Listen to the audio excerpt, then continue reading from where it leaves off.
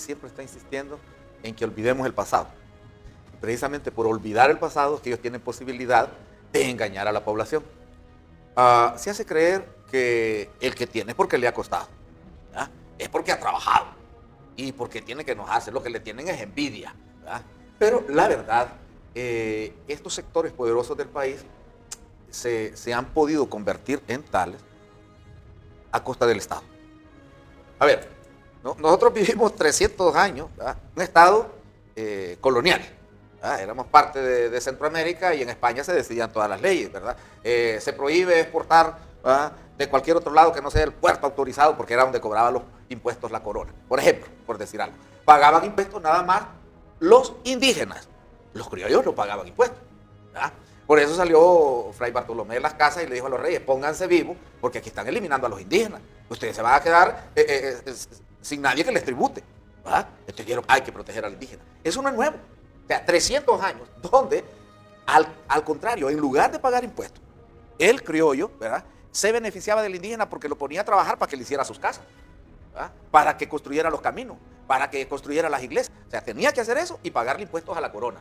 Entonces, esa gente, cuando ya somos independientes, Francisco Morazán eliminó un montón de impuestos, ¿verdad?, que las alcabalas, que las primicias, que los diezmos, que esto. O sea, si iba alguien a vender de un lugar a otro, le cobraban impuestos. Eso de los impuestos siempre ha sido problemático. Cuando llegan aquí las empresas mineras y las empresas bananeras, no solo es que no les cobran impuestos, es que les regalan todo. Por cada kilómetro de ferrocarril que se construía, se le daba una extensión de tierra al lado derecho y otra extensión de tierra al lado izquierdo. Podían usar toda la madera. Todos los barracones que construyó la bananera en Honduras, lo hizo con madera que no pagó un 5, no de impuestos, de nada. O sea, la cortó y usó, ¿verdad? Todos los durmientes del ferrocarril se cortaron y no se pagaron nada por ello. Y las miles y miles de hectáreas, las mejores tierras de Honduras, del Valle de Sula, ¿verdad?, del Valle de Laguán, ¿verdad?, de toda la franja más productora del país, se les dio sin pagar un centavo. O sea, se les dio una concesión de 99 años. Está bien. Y cuando esta concesión, ¿verdad?, expiró, Calleja se las legalizó, ¿verdad?, con una ley de modernización agrícola que ya les dejó en posesión de la tierra. Pues bien, ¿de dónde salen estas 10 familias últimas? Estas salieron en los últimos 100 años. Esto llegaron cuando se está desarrollando la bananera, cuando estas mismas crean las otras empresas anexas, que ocupaban cartón, crearon una empresa de cartón, ¿verdad? Ocupaban bebidas, crearon una empresa de bebidas, ellos mismos, ¿verdad? Todos lo fueron creando, hasta la fábrica de hierro, ¿verdad? Todos fueron creando, y estos que recién llegaron, fueron migrantes, pero estos apellidos, ¿verdad?, eso le iba a preguntar, árabes, porque los apellidos son rimbombantes, no sí, son nada de élite, pero no es nacional. Que estos eran achines. En los años 30 eran achines. Estos andaban escondidos, metiéndose a los campos bananeros, que no lo fueran a ver, porque era prohibido que fueran a vender ahí. Estos no eran nadie. Estos empiezan a florecer precisamente después de la huelga del 54, que ya los trabajadores exigen que les paguen con dinero, que no les estén mandando bonos que solo se podían canjear en los comisariatos. Entonces entran estos que tenían experiencia en el comercio, eso es cierto. Y alguien que llegaba, se bajaba en Cortés, se asentaba en San Pedro, pero tenía un primo allá en Santiago de Chile, tenía otro primo en otro lado, ¿verdad?, que se esparcieron. Entonces se escribían, decían: mira, aquí podemos vender tal cosa, fíjate, ¿verdad? Pues si yo tengo, y empezaron con el comercio. Hasta ahí todo bien. ¿Qué es lo que pasa? Desde el Estado se quiso desarrollar el país. En los años 70 hubo una inversión de $300 millones con la Corporación Nacional de Inversiones. Y entonces usted escucha ahora el nombre, el apellido Catán. Los Catán recibieron billetes para levantar una empresa que se llamaba Textiles de Honduras. Y no lo pagaron. Textiles Río Lindo, aquí en Tegucigalpa, también recibió billetes de Conadi. Facusé. Facusé, la familia Facusé, recibió billetes para que levantara, ¿verdad?, la industria. La idea estaba bien. El asunto es que no pagaron ese billete. ¿Cuántas empresas fueron? 65 empresas se comieron esos $300 millones de los de aquel tiempo, que era mucho más que los dólares de ahora. Entonces, estas familias se aprovecharon de los recursos del Estado, pero de manera directa. Y luego, los recursos naturales, el Progreso, donde yo vivo. ¿Cómo se levantó el Progreso? Bueno, se bajó un inglés ahí, vino el Bosque Precioso, donde ahora es el Parque Ramón Rosa, ahí era el Benque, ahí es donde almacenaban toda la madera que cortaban, por el Ulúa la sacaban. ¿A quién le pagaron? A nadie. Eso eran territorios indígenas, en los Tolupanes. Pues no le pagaron a nadie. Y se fueron, ¿verdad?, asociando con las empresas que iban surgiendo en el país como socios menores de las transnacionales que llegaron a Honduras. Y así, pegados como socios menores a las transnacionales, recibiendo billetes del Estado, usando los recursos naturales sin pagarle a nadie, despojando de las tierras a nuestra gente, fueron acumulando algo. Pero, ya en lo último, cuando ya deciden meterse a controlar políticamente el país, es decir, cuando salen los militares después de 13 años de gobernar, ¿verdad? Hasta ahí, ni Larach, ni Canaguati, ni Facusé, ni ninguno de los otros, antes del 80, no tenían poder político. Pero del 80 para acá, se empiezan a meter. Y desde el poder político, ¿qué es lo que han hecho? Robar. Legalizar la corrupción. Para mí, todas esas leyes que dicen, no, este no va a pagar y este sí va a pagar, es un acto de corrupción. Es decir, a ver, hay una empresa, y, bueno, no sé si esto genera problemas, pero vamos a decir, una empresa que estaba en la Tercera Avenida, en la esquina, le agarraron 3 bodegas de contrabando, yo lo recuerdo. Y ahora tiene moles por todo el país esa familia. ¿Ah? Así se hicieron de los recursos.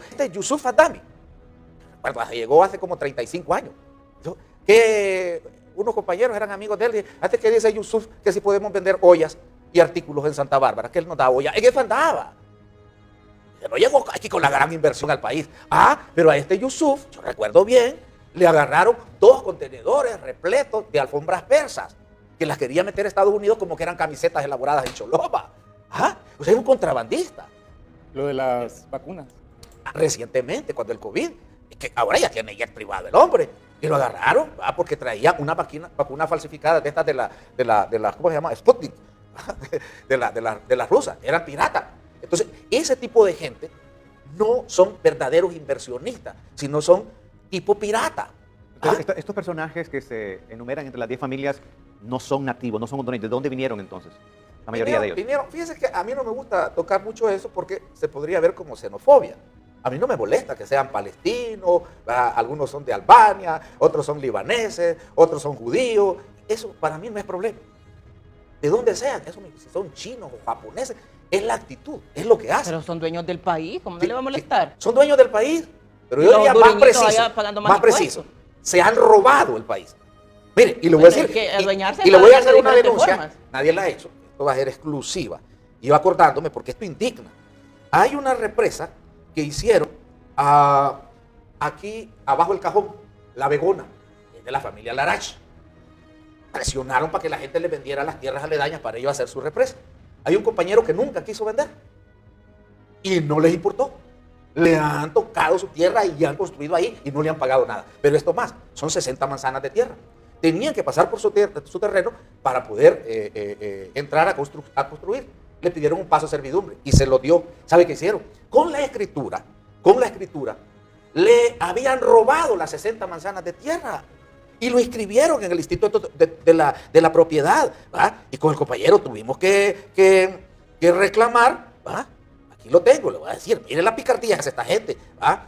Por este medio, con instrucciones del secretario general, le remito la documentación adjunta correspondiente al inmueble con matrícula tal, a fin de que sea verificada la misma y se proceda a su corrección en el sistema unificado de registros, porque esto es de Eladia hace rato y no de quien le había titulado Adolfo Carlos Larach Foster. Es decir, hasta este tipo de acciones hace.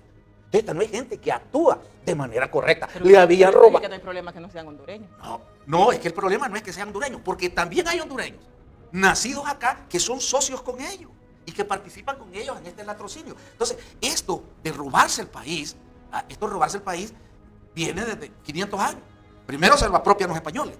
Los españoles ya no gobiernan acá, pero ¿quién quedó en lugar de ellos? Hondureños y criollos. Ellos se quedaron con las grandes extensiones de tierra. Pero muchos de estos incluso las dejaron ahí. Vienen unas transnacionales, primero las mineras, oiga bien, 200 empresas mineras a finales del siglo XIX. ¿Cuánto pagaron esas al Estado? Nada. Y cuando nos prestaron algo, ellos se lo cobraron. Bueno, llegó un tiempo, no sé si lo tenemos eso, que ellos pusieron a alguien a controlar la aduana, allá en Amapala, porque no, es que Honduras me debe. Entonces, bueno, se ordena que ellos pueden poner ahí a cobrar ellos. Es como que quiten a Cristian y le digan, Cristian, por ese pito que nos debe, el préstamo. Para cobrarnos el préstamo, nosotros vamos a cobrar los impuestos. Así lo hicieron en el país. Es decir, que esas familias, bueno, históricamente han hecho lo mismo, pero ha pasado el tiempo. Se supone que los hondureños nos educamos, los hondureños ya llegamos a tener nivel de raciocinio más amplio y que tendría que haber cambiado eso, no cambió. Se apoderaron entonces también de la gente, de las personas que tomaban decisiones y que toman decisiones en Honduras actualmente. Falta una partecita. Ajá. Te decía, del 80 para acá entran al ruedo político, pero no necesariamente como candidatos. Porque Jesús Canaguati se candidateó para presidente de la República y le fue terrible. ¿Por qué? Porque la gente lo identifica. No, es turco, decimos nosotros, porque todos venían con pasaporte turco. Venían de Turquía, ya se embarcaban y ya le daban pasaporte. Pero son palestinos, unos y de otras nacionalidades. Este dije, no, este turco ya lo conocemos, y este es de los que hace negocio con la medicina, hace negocio con las balas, con las armas, con esto, con lo otro, a costillas del Estado. ¿Ya? Lo rechazó la población, pero ellos han usado, y aquí es donde viene, esos de apellido que son netamente hondureños. Financiados. Ajá, ellos han financiado a los diputados, a los alcaldes, a los presidentes. Yo no sé si ustedes se acuerdan, había un debate en el Congreso Nacional sobre a quién iban a apoyar para la directiva, y entrevistaron a un diputado electo, que apenas iban a tomar posesión, del Paraíso. Entonces el periodista le insiste, ¿y usted por quién va a votar? Nacionalista. Es que fíjese que yo he estado pensando, pero no sé. No, pero mejor pregúntele a don Mario, que él es el que sabe por quién vamos a votar. Jesús. Era Mario Facusé. ¿Ya? Y eso está ahí, eso salió en los medios. O sea, el diputado dice, yo no sé.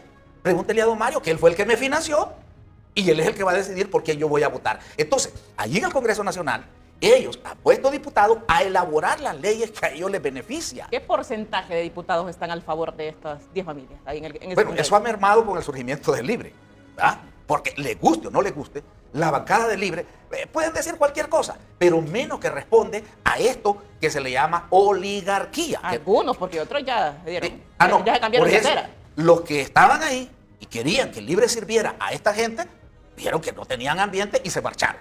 Entonces quieren ser serviles de esta familia. ¿Cuál es el problema con uno? A mí no me va a venir nadie de estos a hacerme una llamada, a decirme, hace esto, hace lo otro, porque nunca me han dado un lempira para mi campaña, ni jamás lo voy a Ahora, aceptar. la gente quiere saber cuáles son las familias, nombres, apellidos, rimbombantes, por cierto, como decía Kimberly, quiénes son, porque se mencionan constantemente, o sea, 10 familias, pueden ser 12, pero el asunto es cuáles son. ¿Cuáles son? O sea, Pues, usted ha mencionado así de manera muy somera, pero podemos decir nombres y apellidos de cada una de ellas. Sí se puede, ¿verdad? Hay libros incluso escritos. Yo no me los puedo de memoria, ¿verdad? Y correría el riesgo de mencionar algunos, ¿verdad? Y dejar por fuera otros. Pero yo quiero aprovechar para explicar esto. A ver, el problema no es que alguien tenga empresas prósperas. El problema es que utilizando el Estado le hacen competencia desleal al resto del empresariado. Cuando se instala una comida rápida cerca, ¿verdad?, de donde ha estado el comedor de Doña Moncha durante años, ¿va? Y bueno, dicen, no, pero es competencia. Sí, pero Doña Moncha sigue pagando todos los impuestos, los municipales, todos los impuestos. Y se instala esta comida rápida sin pagar ningún impuesto. Entonces aquel puede dar otras facilidades, puede construir edificios, y le hace esa competencia desleal, ¿ya? Entonces allí es donde nosotros ya no vamos. Y luego, a ver, utilizando el mismo Estado, son ventajas. Y ya no es que son dueños de algo. Mire, el mismo que es dueño del banco, pues es dueño de la compañía de seguro. Y es el que emite las tarjetas del crédito. Y esa tarjeta de crédito la usa en las tiendas que también son de ellos, ¿verdad? Y usted, ¿verdad?, después va a la gasolinera y la gasolinera también es de ellos, ¿verdad? Entonces, la constructora que hizo la gasolinera también es de ellos. Entonces, yo le decía que este señor hace notificaciones a alguien, ¿verdad? X, que es real, pero vamos a decir X. Este señor tiene el banco, tiene lo de seguro, tiene la cementera, ¿verdad? Se agüevió el terreno que era del Estado. Era del Estado. Y son de esas propiedades, lo voy a decir, Rancho Lima Corral, era del Estado y se lo apropió. Rancho Manacal, era del Estado y se lo apropió. La Lactosa, Leche Sula, era del Estado y se la quedaron. Las dos cementeras eran del Estado y se la huevearon.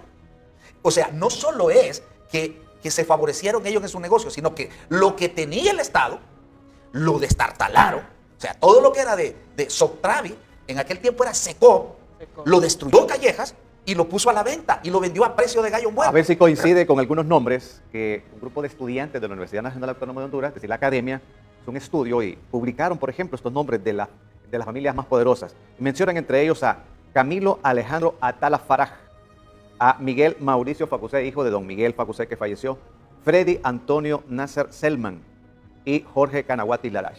¿Están ahí las 10 familias? Sí, claro que está. Parte de Pero eso es lo que le digo. Esto venden armas, venden medicina, venden periódicos, ¿verdad? Tienen inversiones en los distintos rubros. Por eso es el término oli, ¿verdad? Varios.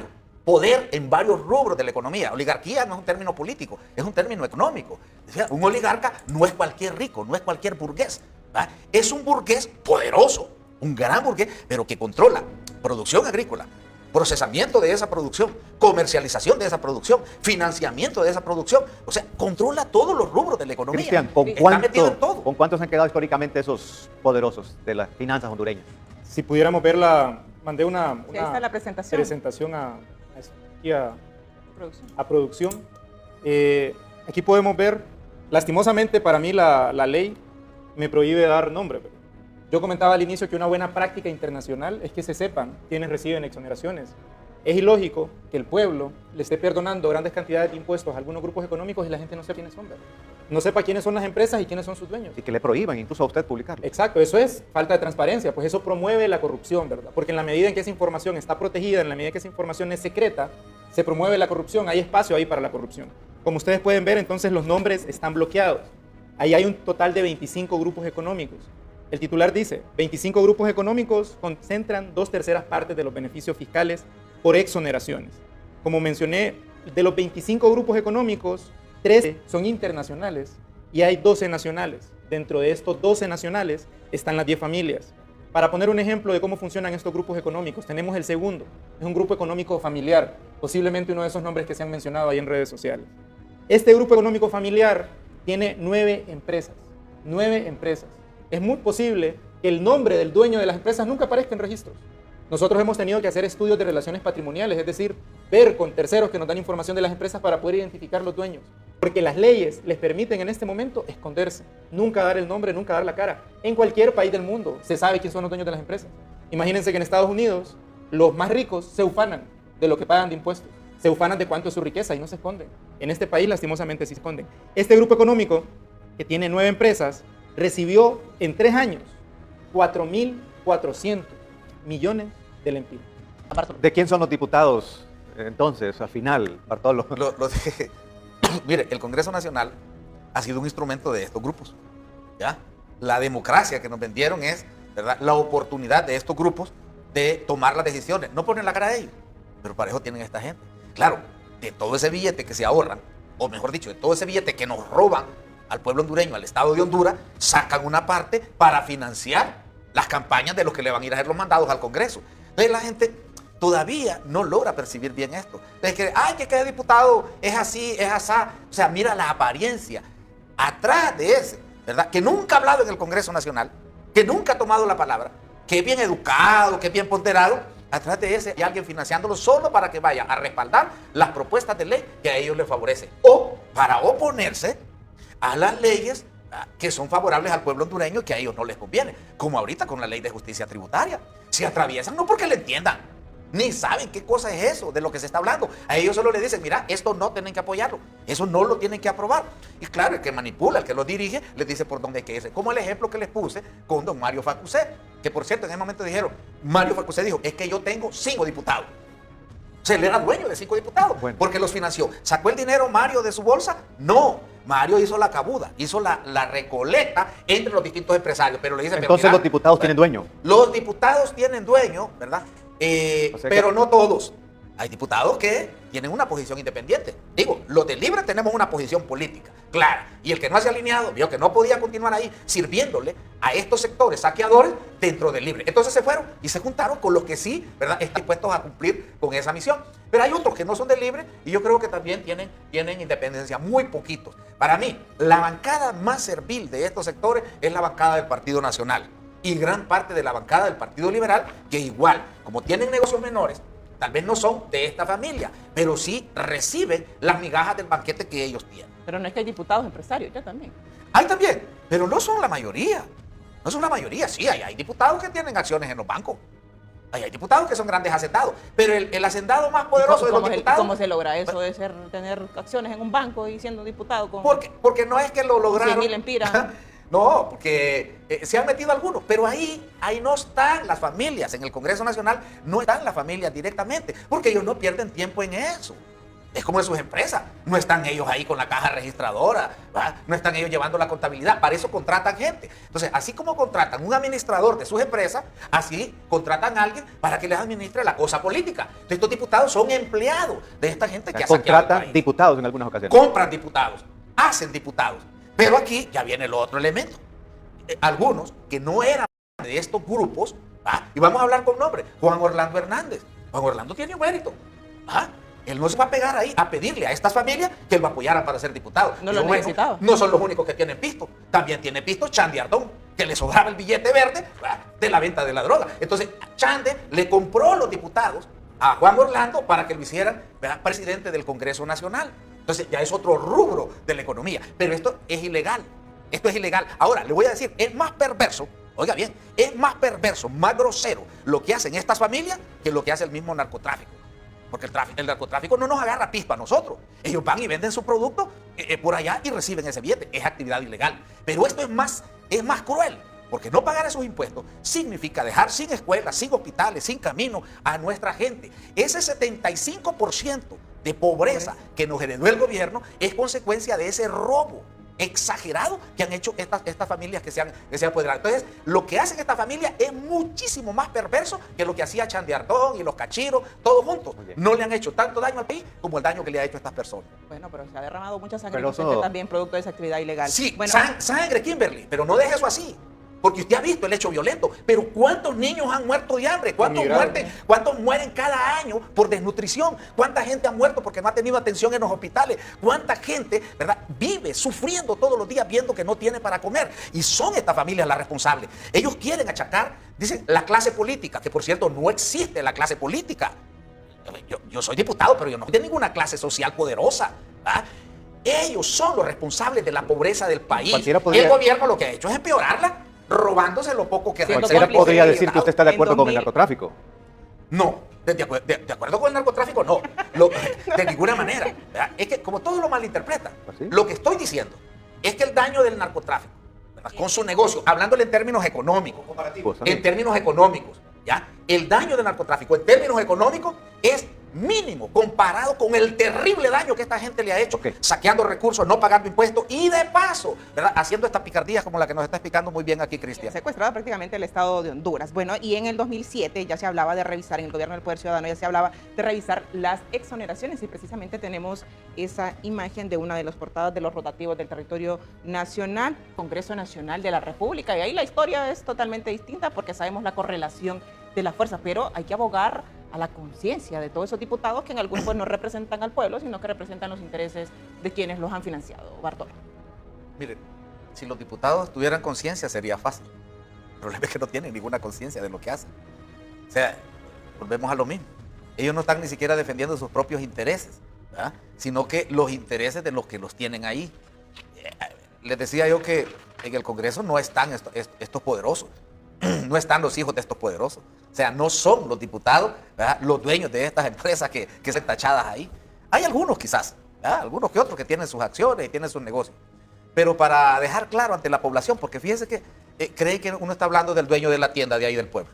Entonces yo quiero aclarar, en el Progreso no vive ninguno de estos poderosos, de esas 10 familias, ni yo creo ni de las 100 familias más ricas del país, ninguno vive en Progreso, ni en el departamento de Lloro, no los conoce la población, no sabe quiénes son. Estos mueven hilos nada más, tienen gente que le haga este trabajo. La ley de justicia tributaria ya debió haberse aprobado. ¿Por qué no se mete? Dice, bueno, pero los del Libre tienen tantos votos. Solo se ocupan 65, la mayoría simple. A ver, el problema es que se corre el riesgo, ¿verdad?, de que no se logre la aprobación y que haya un boicot y sucede que una ley que no se aprueba, entonces ya no se puede volver a presentar, sino que hay que esperar hasta la siguiente legislatura. Es decir, se queme el cartucho. Entonces se tiene que tener cuidado en eso. Y hay un chantaje. Siempre tienen una petición, dice, apoyamos la ley de justicia tributaria, pero si nos dan esto, si nos dan lo otro, y siempre están buscando una excusa. Yo creo que sí se va a aprobar. Sí se va a aprobar porque ya es demasiado evidente, ¿verdad?, de que esto, como tenemos ahorita este ordenamiento, solo favorece a unos poquitos. Y el resto del empresariado, o sea, más de 3.000 empresas, lejos de ser beneficiarios de este ordenamiento, están siendo perjudicados.